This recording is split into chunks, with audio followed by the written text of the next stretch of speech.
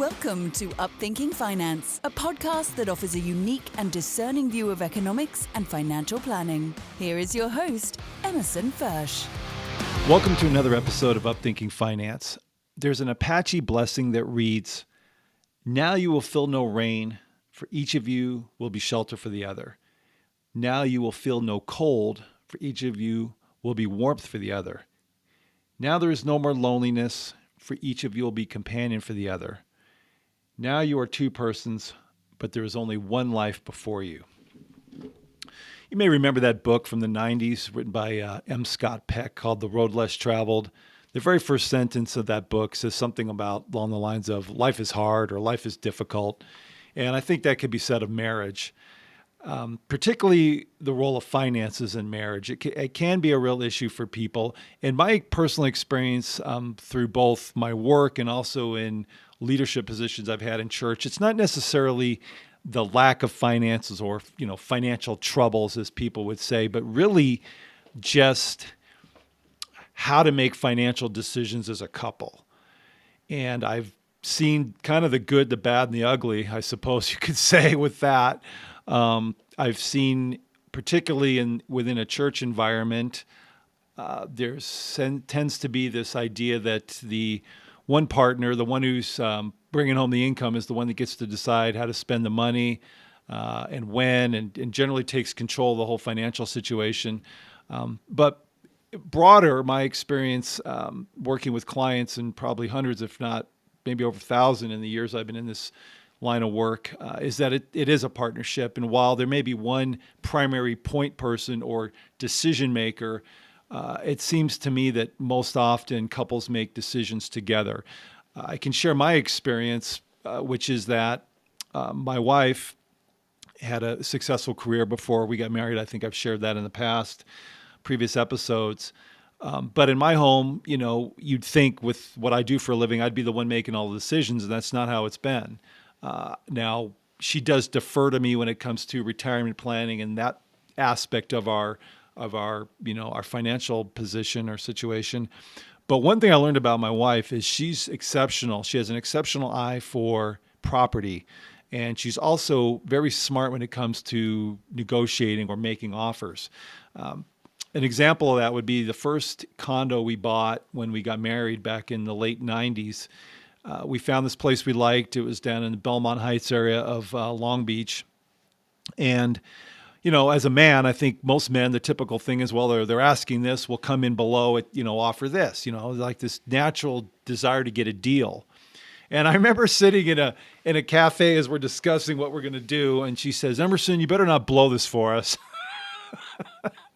And in essence, I said, "What do you mean?" And, she says, "Look, we want the place, right?" I'm like, "Well, yeah. Well, then why would we come in low? Why don't we make our offer one that they won't say no to?" And so effectively, we came in about $3,000 over, which would have never occurred to me ever.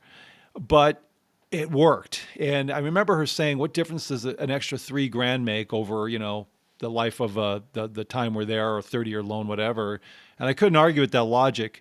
And I will tell you that over the years, not only has she had an eye for property as we've moved a few times, our primary residence, but also been fortunate to be able to buy a property or two outside of the area for vacation and other things.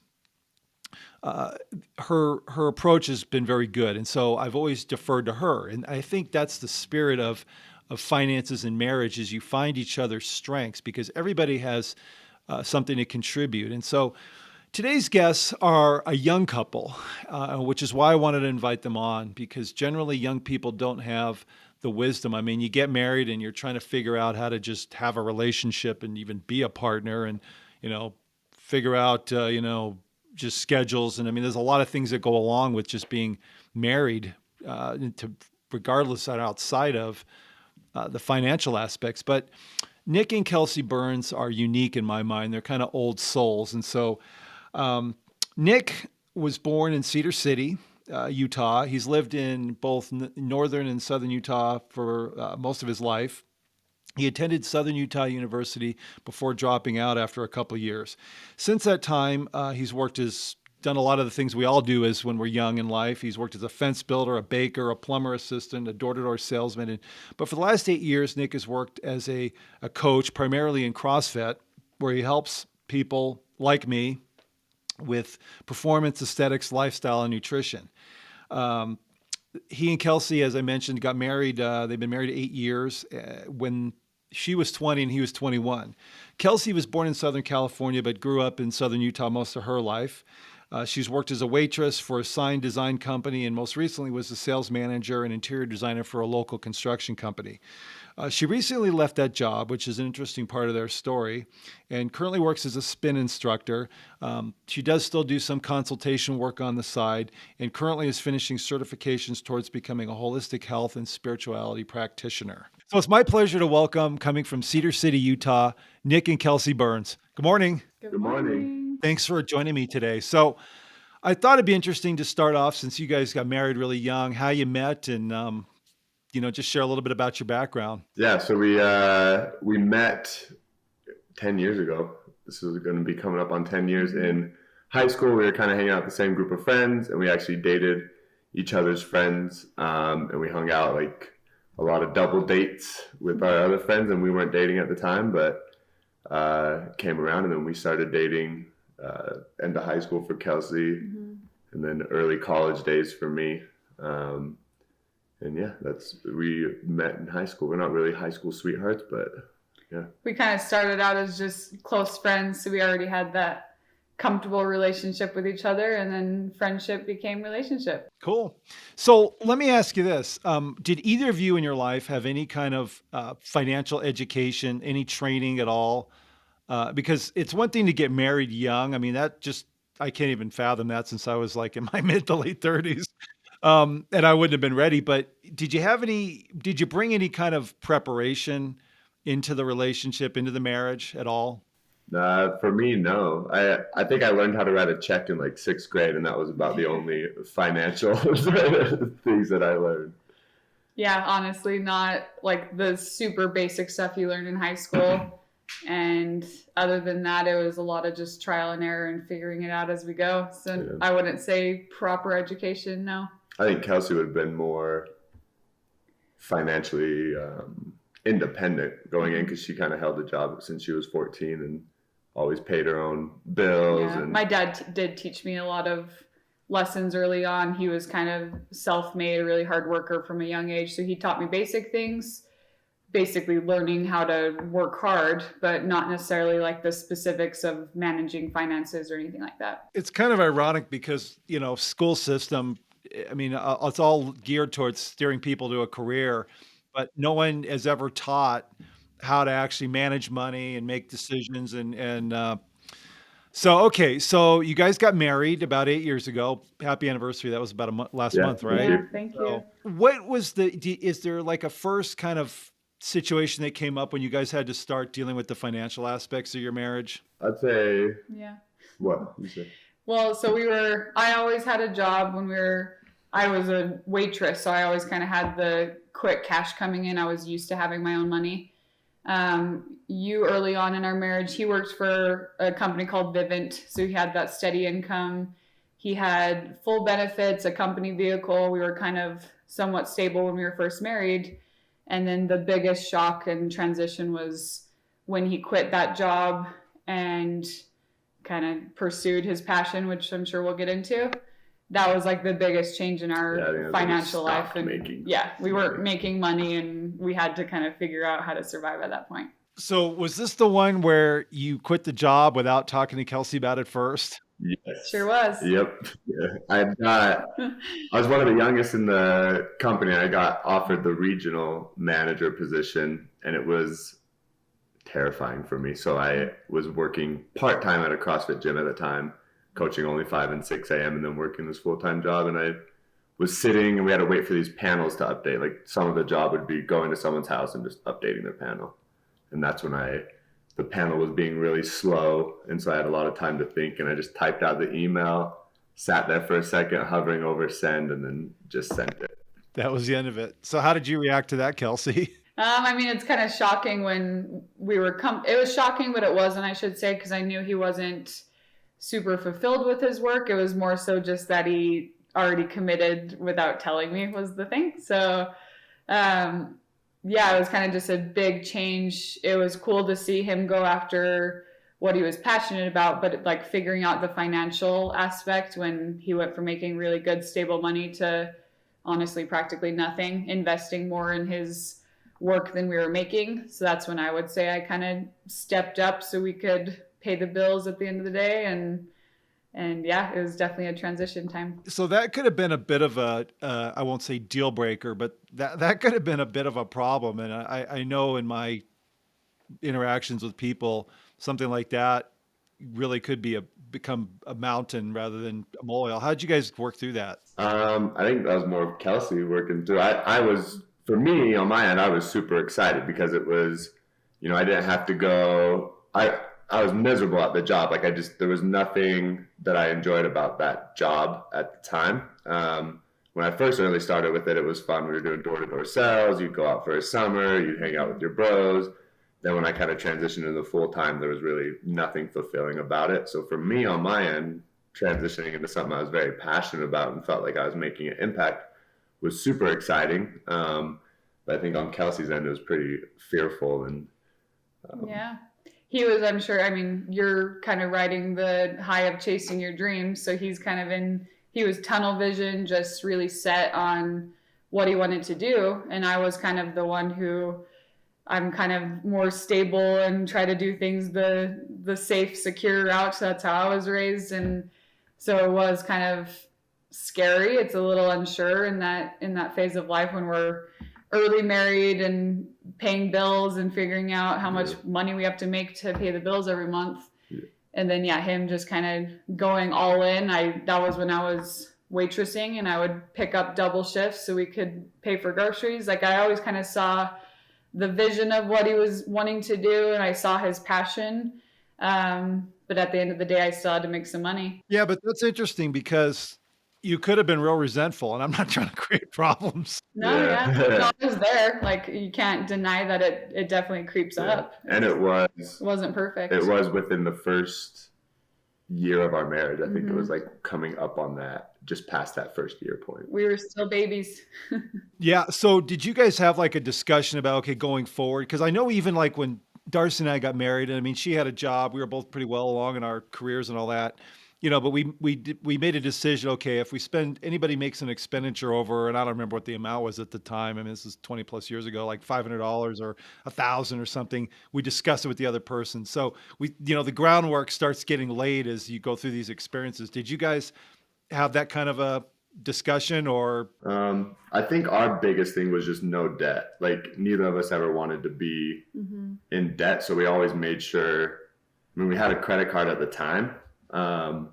But we would hardly use it. We'd only use it on kind of bigger purchases that we knew we could pay off, but we didn't have much money at the time. So we were kind of more so adjusting our lifestyle around not needing those big expenditures or not, being a little bit more self-sustained and lowering our cost of living essentially to not go into debt. So was that something that you both kind of knew about each other before you got married? Yeah. Neither of us, that's one thing. I can't enjoy spending money if it's not my own. Like if we started going in the negative and went in the red, I think there was some sort of mutual understanding. Like if this gets really, really bad, like you'll have to figure out a more stable job. But somehow we were able to just live within our means. It was definitely tight, like 99% of the time, but we figured it out. I just was not going to crank up debt. Like that's the one thing I think we had on the same page there. We were not going to get into a lot of debt to chase our dreams. That's awesome. So, okay. So Nick quits, he starts coaching, you're working at the restaurant, then kind of what happens after that? Because at this point, you're making the sacrifice, to allow Nick to pursue his passion, so to speak. But certainly, you wanted to do, more than waitressing, long-term, obviously. So, yeah, I think I kind of went into a phase of like survival mode, honestly. Like I kind of just put my head down and was working. Like I said, you kind of get addicted to the fast cash you get every day waitressing. So I kind of like there was definitely a point I didn't really see a light at the end of the tunnel. Like it feels like it's not an easy route to kind of chase your dreams. It doesn't happen overnight. He took years of continuing his education and getting those hours just to become the coach he is today. But I mean, there was a period he was making next to nothing, and then his boss at the time was like 3 paychecks late at one point, right? Like he wasn't even getting paid for the small amount of money he was making. So that's when it got like really scary. Yeah, I think that's when you transitioned to Rainbow. Yeah. Yeah, so then I worked other jobs after waitressing, and I was always kind of, I would say I progressed and got a little bit more fulfilled with each job I took. But even then I just went into the 9 to 5, not doing anything I loved. It was just, I would kind of see him living his dream, doing what he loved every single day. And I would go put my head down and work unfulfilling jobs just every single day. So, yeah, that was kind of probably one of the roughest points when he wasn't getting any paycheck at one point, and it got pretty sketchy there. Was there ever a moment where you really thought, geez, this isn't going to work, where you just felt like, this maybe we need to shift gears and, Nick, you got to go do something else where you're actually getting paid? Yeah. For me, it was 2018 when the gym owner, he was behind on checks. And then I had actually found, so there's a competition called the Iron Games here in town. It's a CrossFit competition. And they were investing in it. It was kind of going through our gym. And I was behind a month and a half on payment. And this is when the pizza story for us comes into play, which was a very big turning point, where we had no money. I think I looked at my bank account, it was like $263 in my bank account. We had no food, and we were just sitting there like, what are we going to do? How are we going to eat tonight? That's when our friend knocked on the door. We got a 2-for-1 special on pizza. And he's like, hey, do you guys want this one pizza? So we took the pizza. And then the next day, I actually found a check made out to the summer games for this amount of money, did the math. There's the money I was owed. So that was kind of, for me, the turning point of like, okay, my value here is I have to switch gears. So my brother worked for he's a foreman for a construction company. So I called him up, made sure I had the job secured, quit the next day, and then started doing that. But while I was doing that, I was still pursuing. It was more now, okay, I know I want to coach, so I pursue it more on the online realm.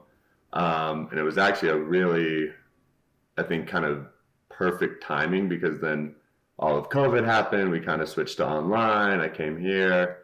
So for me, that was the big, I think, turning point where, this, I never thought it wasn't going to work. But it wasn't going to work for that space and that gym, essentially. And then Kels, your career started progressing, and then you I guess the big jump professionally for you was when you went to work for the construction company. Yeah. So I started working for a company. We did kit homes. So I was the sales manager and interior designer. Again, it was the best job I had received. I was passionate about the company and what I did. I really enjoyed the job, but it was, again, just kind of one job, super burned out, to the next job, super burned out, not working anything that's really aligned to my passion, I would say. It was always just kind of, I was only really focused on money and security and not really following my dreams or my passions. I kind of, over the years, lost a lot of my creativity and my outlets, just kind of in survival mode, just in that season of life. And over the years, it was a stable job. Again, you're used to the waitressing where you just get the quick cash, but it's not stable. It's just in and out. This was more stable. I knew what was coming in every month, but the time and energy I put into it was still just you kind of see your spouse go to work, live the dream, live their passion, making way more money than you. And you're just doing the 9 to 5, just burnt out 24/7. I would come home just so overstimulated from the day that I hardly had any energy for him at the end of the night, just because you're exhausted. So I knew we kind of had conversations where we knew it couldn't be a long-term thing, and maybe it was kind of my turn to go after the things I want to do. But see, that's really important that you guys communicated about it. I mean, and again, I'm not trying to stir up a problem, but was there ever a time where, I mean, any of this got to a point where it was like, wow, did I make the right decision getting married? I mean, did that, and I'm not trying to sound dramatic, but literally, these are things, I mean, I've seen as, in my church leadership callings where this stuff just becomes, a big problem for people. Totally. Well, especially in the culture in Utah, like one thing I think in hindsight, looking back, I don't think we would have gotten married as young. I think we had kind of a pressure to get married because that's a lot of the culture in this state and kind of the way I was raised. Again, looking back, I don't know if we would have gotten married as young. We probably would have been a little more wanting to be established before we made that jump. Everything happens for a reason. We figured it out along the way, but there was times, and just when he brought up that transition from leaving that gym, it was more so like me as his spouse, like looking at what was actually happening. I feel like he was so into like just living his passion, and he was so into coaching and helping people. He was still doing what he loved to do. It was more so the situation of I was just kind of watching him get walked all over. His time wasn't valued.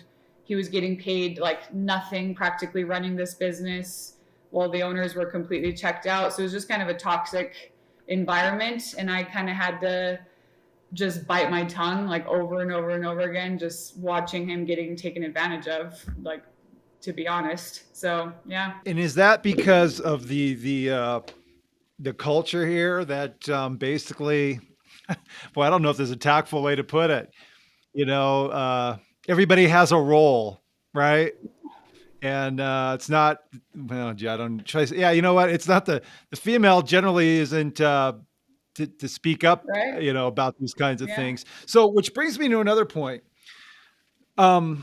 Did you guys, ever feel pressure for you to stop working? I mean, did you get that kind of a thing? Because that is I mean, like you mentioned, the culture here is a lot different, and there are sort of a blueprinted path of where, people are supposed to go. Yeah. Well, I mean, I had the pressure from day one. So, I mean, we can get into it. I was raised religious in a LDS family. He wasn't, but I'm no longer religious.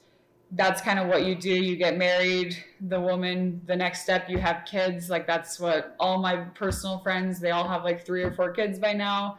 I was always kind of focused on my career. Even from a young age, I never really saw myself like just being a stay-at-home mom. I've always kind of wanted to be a career woman. I like have a lot of entrepreneurial spirit in me, and I always kind of wanted to create something on my own. But yeah, that's what you do. I've had pressure from the day we got married. Like, that's the next step. And I mean, we're closer to our 30s now, and the pressure will always be there, but that's kind of what you do. The woman is more of the homemaker, and she has kids, and the husband provides, and that's how it goes. And that wasn't necessarily our situation. So yeah, I never felt pressure growing up, really, until we got married from the in-laws of, how are you going to provide? What's going to be your role? Always, I think a lot of conversation was centered around when are we going to have kids? Like, when's that going to happen? And on her side of the family, I don't think any of the women are working except for Kelsey. She's the only working woman on her side of the family. So it's definitely pressure from that side. So to put it in LDS parlance, you're a pioneer. Yeah. Yes, yes. Well, okay. And not to harp on this, but I mean, it is important because I remember, years ago, when I first got into my work, and I was at the bank. This was back in like 93 in downtown Long Beach. And I had this old couple sitting at my desk, and they were like Depression era, so probably in their 80s, 30 years ago. Right. And I remember when they got up and left, the man's wife came back to me, Mabel, and she goes, thank you. And I'm like, well, you're welcome. What are you thanking me for? She goes, thank you for acknowledging me. And it was, and so there was this idea, again, that same kind of ingrained traditional role thing. And she was used to people just talking to her husband all the time and not including her. And I just, I don't know if it's being raised in California, the household I was in, as crazy as it was, that was just how you treat people equally. But good for you guys for sticking true to the path that's kind of revealed itself to you. Cause that's it. There's an added layer here in Utah for sure. So you got this job, and then you've kind of recently, you guys have sort of had some defining moments in your life, which I think the listeners would appreciate. And that is, you had this great job and you decided to leave. So can you maybe kind of share that whole process, and Nick, how you felt about it? That was quite a decision. So I was, like I said, I was in this company. I was the sales manager, interior designer. I had kind of created a relationship with a lot of developers throughout the years and was working directly with a lot of them. There was a huge opportunity I had to basically be the realtor on a massive development going on here in our town. And I mean, I could have made a lot of money on it. It was all my programming and all my security based needs were yes, just go make the money. I would say it strokes your ego a little bit too, to have people kind of see that value in you. I was the only female in the entire company. I was surrounded by all these powerful, successful men, and they saw something in me. They wanted me to be a part of the team. And asked Nick for months, I was just yes, I'm going to go make all this money. I was so hungry for it, and I was excited and pumped. And, I was so far through the process of getting my license, and all the plans were set. Everything was a go. And I really had, I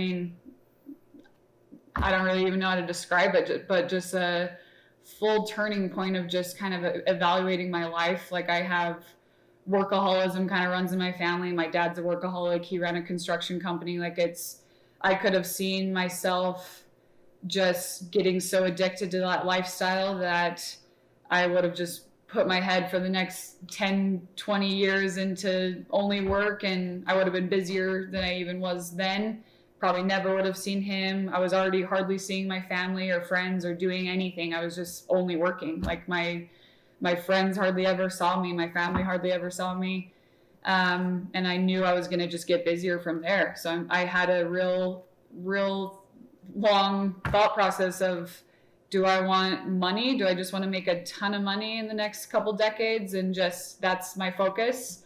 Or do I want to actually go after all the other things that I'm passionate about that I've just put on the side all these years chasing security? So the other thing was talking about having kids. I could have seen myself 20 more years flash by, and I've never slowed down to even think about having kids. And I know that's something we would want at some point in life, not necessarily today, but I knew if I kind of made that decision, I'm kind of an all or nothing type of person. I would have just gone full in. And I had so many thoughts going on for months. It was not an easy decision. And I turned down that opportunity. I had a good conversation with the developers and everyone. It all ended up really smooth and still ended on good terms. Everything worked out great, and I might still be doing interior design work for them in the future, so I still have that relationship. But I basically chose everything else that I've been putting on the side. And long story short, I signed up for a coaching program. I actually graduate next week.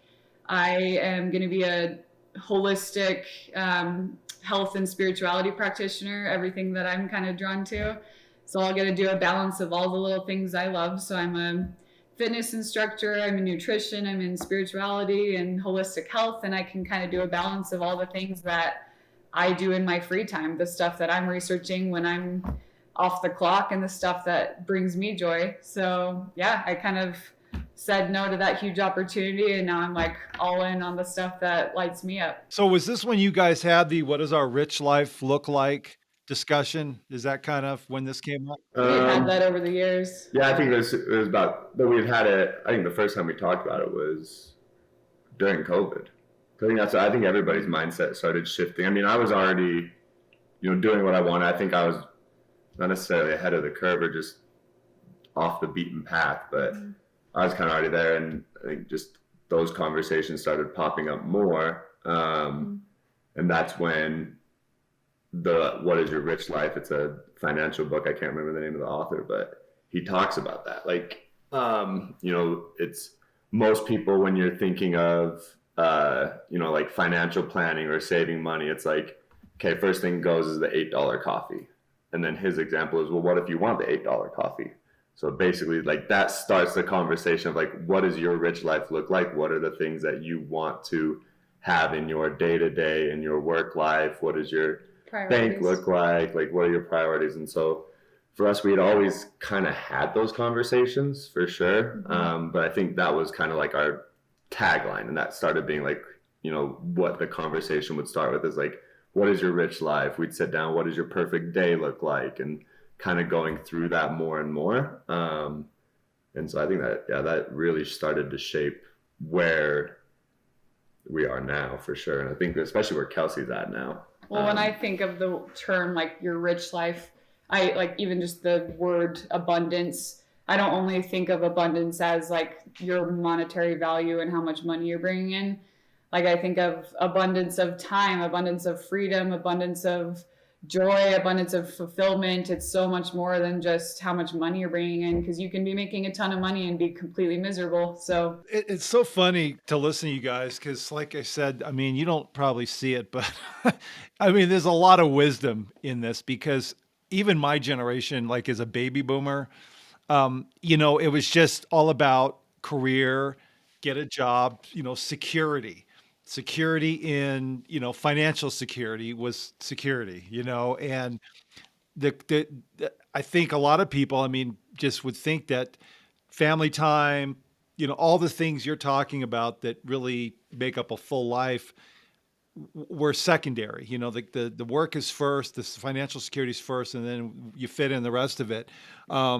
But I will say I have noticed the shift, like you brought up, Nick, with the COVID. But even before that, I think I've had some clients that have pulled the plug on their work, in their mid 50s and are doing really well. So people are starting to definitely, in my generation, rethink what's really important, as you said. And part of that comes with just not getting attached to stuff. But I'm with you, I appreciate the valuation of just the people you spend time with, the freedoms, just those little things, not running around with this frenzied, frenetic lifestyle of always chasing, these duties. I'm really glad that I've had the flexibility I've had with my work. So, no, that's great. So I guess, I love just listening to you guys talk because, you're so young to have the view of the life you do. And, work isn't work. You've heard that before. If you're doing what you love, it's never work. And, for me personally, I mean, I'm finally enjoying I shouldn't say finally enjoying, but I'm enjoying what I'm doing a lot more now because I've had more time to put into it, particularly now that I'm not as involved in church responsibilities. I've really been able to dive in, and it's just opened up a whole new world for me, which is great, and I'm chasing 60. So if you're, looking at your marriage and what you guys have been through with all these decisions, is there one just kind of common thread that you could really point to between you guys? I know it might be a little personal, but that really has been like the constant that's helped you stay together, work through these things. And I mean, I think you probably would agree that it just brings you closer. I mean, that's kind of the whole, at least in my mind, the purpose of the marriage. Yeah, I think the biggest thing, like just support of each other. At least that's what I've felt where, I did this initial jump, and I mean, Kelsey, I think, was very fearful, and it was within the first year of our marriage, and you asked like, this could derail, or like for me to go through that, and then have her support. And I think the whole time she was always just looking out for me, like wanting what was best for me, looking out for my best interests.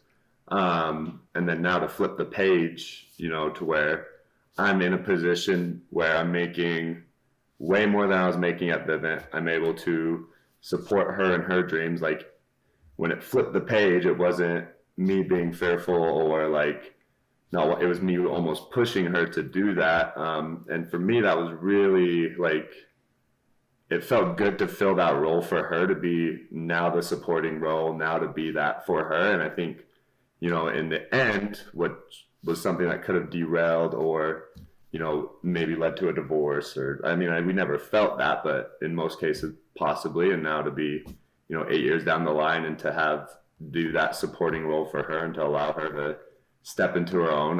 When we were talking about this, I think the biggest thing that has happened for us in a marriage, which is we've kind of grown separately, but together. Like when we first came into the marriage, it was very much like, okay, I need you, you need me. There's not really like anything outside of each other. But now we've both stepped into roles separately where, like, we were talking about today is just, we could, if we walked away from the marriage, we would both be these standing pillars of support for our own. Like Kelsey can support herself all day, I can support myself all day. And now that we've been able to do that and kind of breed confidence in each other, where she helped me out and now I'm in a position to help her out and push her to chase her dreams, I think is really like a defining thing of our relationship, and something that I'm really proud that we've both done together and been able to do as we've grown up together, essentially. Yeah, we're both very independent people with independent passions, and we've kind of taken turns in our marriage, like who's kind of going after their thing now, who's like, we've just kind of held different roles at different times. And like he was saying, even like when I quit my most recent job, it was a few months ago. It's still very recent, it's still fresh. And how many times I've like gone back to my security programming of just like, oh, like I've been offered a few other jobs in the last few months, and I'm like, oh, I could probably still manage another job. I could just stack it on because that's what I've always done. Mm-hmm. And I always think, oh, it'd be nice to just have some stable income coming in here, and I can still do my program, I can still coach spin, I can still do this. And I'm always trying to add more to my plate, and I think I can manage it all. But he's been the one that says, no, like take this time, you've just gotten out of that lifestyle and you're allowed to kind of take this time for yourself. So he's been the one really keeping me grounded, like you're safe to do this, essentially. And I don't think I would have actually made the jump of quitting that job and kind of going all in if he didn't give me that stability. So we've just taken turns. I read in the intro that Apache blessing, now you are two persons,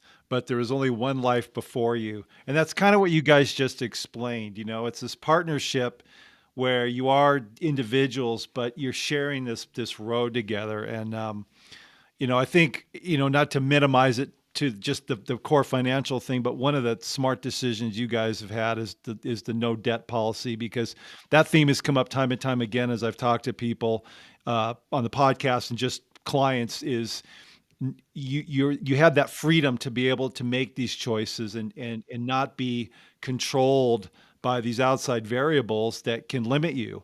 And so that's just a good foundation, a pure financial aspect foundation to build on. And, I've experienced that too. Darcy quit her job. She was doing really well, had top of her career and everything else. But, that's the partnership, and what a blessing it is to have a companion that, sees you and builds you and allows, supports the personal growth versus having these expectations, which, I'm sure, people that live their whole lives feeling this, that I'm committed to this role. And, I used to see it in the faces of men and women, pain in their face of what might have been. And I mean, gosh, who the hell wants to live like that, So anyway, I appreciate you guys. It's kind of funny. Darcy and I talk sometimes. It's like, gosh, we have these, we're old. We have these young friends who are like half our age. We love you guys. But it's like, you guys are old souls. And, I'll speak for myself. I'm probably I won't say an immature soul, but certainly younger than I think I Young at heart. yeah, young at heart. So, but I appreciate, we appreciate the friendship, and you guys are a great example for us. And it's just, I'm glad, you have an influence on my son too, who trains with you, Nick. And I just think that it's good for him to see men like you, how you and Kelsey interact, because I want him to. He's inclined that way, and I just think it's important for men to see how you properly interact in a marriage, and it isn't about being a dictator. It's mutual trust and respect, and you guys are just a great example of that. So, thanks so much for joining me today on the podcast, and appreciate it. Yeah, thanks for having us. It was fun to tell a little bit of our story. So thank you.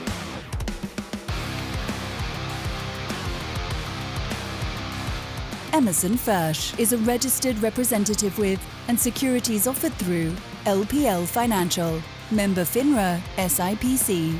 Advisor services offered through LPL Financial, a registered investment advisor and separate entity from Capital Investment Advisors. The opinions voiced in this podcast are for general information only and are not intended to provide specific advice or recommendations for any individual. To determine which strategies or investments may be suitable for you, consult the appropriate qualified professional prior to making a decision. The guest speakers and the companies they represent are not affiliated with or endorsed by LPL Financial or Capital Investment Advisors. Individual tax and legal matters should be discussed with your tax or legal expert.